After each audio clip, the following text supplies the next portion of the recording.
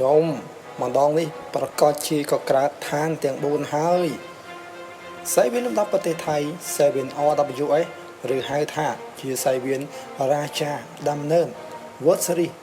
ចង់យកអ្នកបដាកម្ពុជា4រូបចូលរួមប្រកួតប្រជែងខ្សែក្រវ៉ាត់ពេលនេះលោកគ្រូពេជ្រសុផាន់បានបង្ហោះសារនៅលើ Facebook បង្ហាញចំណាប់អារម្មណ៍ចង់ឲ្យកូនសិស្សកបីព្រៃសាកល្បងសមត្ថភាពនៅកម្មវិធីលំដាប់ថៃមួយនេះតែម្ដងសូមស្វាគមន៍ប្រិយមិត្តទាំងអស់គ្នាដែរនិយមគ្រប់ត្រូលនៅវិស័យកីឡាគុនខ្មែរខ្ញុំបាទអេដមីនភត្រាកេអ៊ីគុនខ្មែរនាំមកជូននៅព័ត៌មានថ្មីៗដើម្បីចែកជូនទៅដល់ប្រិយមិត្តសន្តាប់ទៀតហើយប្រសិនជាប្រិយមិត្តពេញចិត្តនៅវីដេអូរបស់ខ្ញុំបាទនោះកុំភ្លេចជួយចុចពាក្យជាវនិងពាក្យ Subscribe ម្នាក់មួយផងដើម្បីនឹងទទួលបានព័ត៌មានថ្មីៗពីខ្ញុំបាទភត្រាកេអ៊ីគុនខ្មែរមុនគេតែម្ដងបងប្អូនអ្នកគ្រប់ត្រូលគឺយ៉ាងម៉េចដែរពេជ្រសម្បត្តិកបីព្រៃ61គីឡូត្រូវហ្មងមាននិស័យគង់តែបានជួបលោកពេជ្រសុផាន់សរសេរបែបនេះអាយ៉ាប្រិមិត្តទាំងអស់គ្នាម្ដងនេះប្រកាសជាធ្វើឲ្យប្រិមិត្តដែលនិយមគ្រប់ត្រូលនៅវិស័យកីឡាគុនខ្មែរតែងតែចិញ្ចឹមចិត្តចិញ្ចឹមកាយថាចង់ឲ្យកបីព្រៃយើងបាទចង់ប្រឡូកសៃវៀនក្រៅស្រុកនោះនៅពេលនេះលោកគ្រូពេជ្រសុផាន់បានបើកផ្លូវហើយអញ្ចឹងប្រិមិត្តទាំងអស់គ្នាយើងត្រៀមចិត្តត្រៀមកាយបញ្ចូលថ្មទូរស័ព្ទឲ្យពេញឲ្យហើយទៅបាទមិនយូរទេនឹងមានការប្រកួតដ៏ធំមួយនៅសៃវៀនលំដាប់ប្រទេសថៃមួយនេះបាទដល់តែកក្រាស់ប្រិមិត្តវិជាមិនធម្មតាទេសូមលើកថាពេជ្រសម្បត្តិបាទបានតាក់ទាញចំណាប់អារម្មណ៍សារព័ត៌មានថៃយ៉ាងខ្លាំងក្រោយដែលបានបំបាក់សេសាន់ឆថៃសេតបាទក្នុងព្រឹត្តិការណ៍គុនខ្មែរអស្តាននៅថ្ងៃទី27ខែកុម្ភៈកន្លងទៅអ្នកគ្រប់គ្រងច្រើនទន្ទឹមរង់ចាំចង់ឃើញកណ្ដាប់ដៃបាទអន្តងពលឹងរូបនេះចេញទៅបង្ហាញធ្វើដៃនៅក្រៅប្រទេសតែមែនតើនោះឥឡូវនេះយើងមានឱកាសហើយបាទសូម្បីតែភ័យភ្លើការរបស់បងប្រុសអេដមីកំសងក៏គាត់បានបង្ហោះយ៉ាងចំថា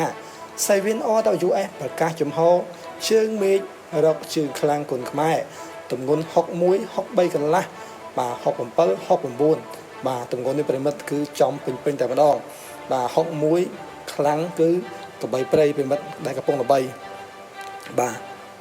កំពុងល្បីខ្លាំងគឺកបីព្រៃហើយគីឡូ61 60គត់អញ្ចឹងបាទគីឡូនេះនៅប្រទេសកម្ពុជាយើងមានច្រើនប្រិមិត្តតែខ្ញុំសូមលើកយកតែកបីព្រៃមួយចុះ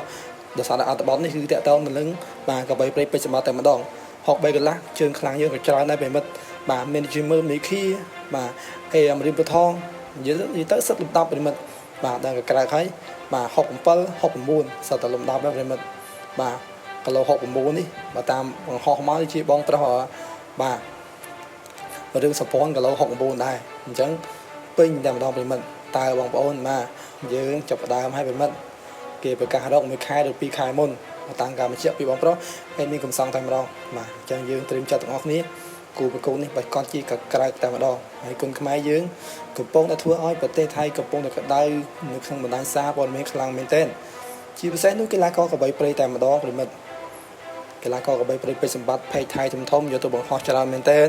តែប្រិមិត្តយើងមួយចំនួនតែងតែឃើញអេដមីនចេញព័ត៌មានថៃតែងតែវាយប្រហារមកថាហេតុអ្វីបានចេញតែព័ត៌មានថៃអញ្ចឹងបាទប្រិមិត្តគួរតែបើកចិត្តឲ្យទូលាយពីព្រោះថាសារព័ត៌មាននៅប្រទេសថៃក៏គេផ្សាយពីកីឡាជាតិយើងដែរបាទ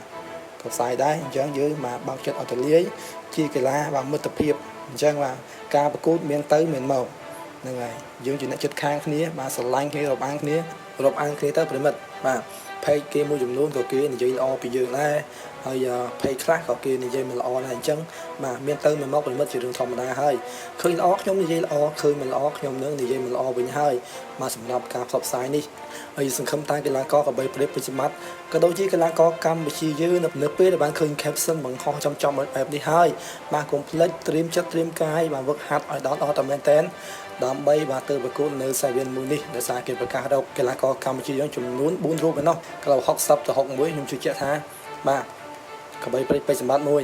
63កន្លះបើសិនជាអាចយកអេអាមរីនទៅមួយក៏ល្អដែរបងបាទអេអាមរីនក៏លំដាប់ដែរហើយប្រិមិត្តគិតថាកីឡាករណាដែលសាក់សងក្នុងប្រភេទគីឡូបាទ63កន្លះ67 69ប្រិមិត្តអាចជួយខមមិននៅខាងក្រោមវីដេអូម្នាក់មួយផងបាទយើងជួយគិតគ្នាមើលថាតើគូដាក់អ្នកណាទៅធម្មតាប្រិមិត្តយើងដែលនិយមគ្រប់គ្រងនៅវិស័យកីឡាគុនខ្មែរយើងបាទការខមមិនរបស់បងប្អូនពិតជាល្អប្រសើរមែនទែនក្នុងការចាប់គូក៏ដូចជាការប្រកួតបងប្អូនប្រិមិត្តទាំងអស់គ្នាប្រៀបដូចជាអាជ្ញាកណ្ដាលក៏គណៈកម្មការមួយអញ្ចឹងបាទឃើញកីឡាករល្អថាល្អឃើញកីឡាករមិនល្អថាគឺមិនល្អតែម្ដងអញ្ចឹងបាទពិតជាមិនធម្មតាទេ បានអ្នកនិយមគ្រប់គ្រងវិស័យកីឡាគុនខ្មែរយើងមួយរយៈពេលចុងក្រោយនេះមិនត្រឹមតែចេះមើលប្រដាល់នោះទេបាទការវិភាគក៏ល្អដែរខ្ញុំឃើញបងប្អូនយើងចូលខមមិននៅខាងក្រោមវីដេអូមកថាបាទនៅក្នុងបណ្ដាញសង្គម YouTube ក៏ដូចជានៅក្នុងបណ្ដាញសង្គម Facebook នេះគឺការខមមិនបងប្អូនពិតជាមានសិលធម៌ល្អមែនទែនបាទល្អណាស់នេះគឺជាអត្តសញ្ញាណជាតិរបស់ខ្មែរយើងតែម្ដងបាទខមមិនការគោរពទៅគោរពមកបាទមានបងប្អូនជាច្រើនចូលខមមិននៅខាងក្រោមវីដេអូខ្លះក៏គាត់បាទប្រើពាក្យមិនល្អដែរអញ្ចឹងជើងចូលរួមកែឡើងវិញបាទកែឡើងវិញបាទយើងសតជាខ្មែរដូចគ្នាយើងចេះស្រឡាញ់គ្នាទៅ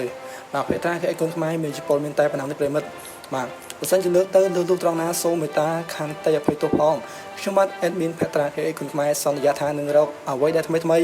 ដើម្បីចែកជូនទៅដល់ប្រិមិត្តសម្ដាប់ជាបន្តតែម្ដងគណៈពេលនេះជាចុងក្រោយសូមអរគុណសូមគោរពលាបាទ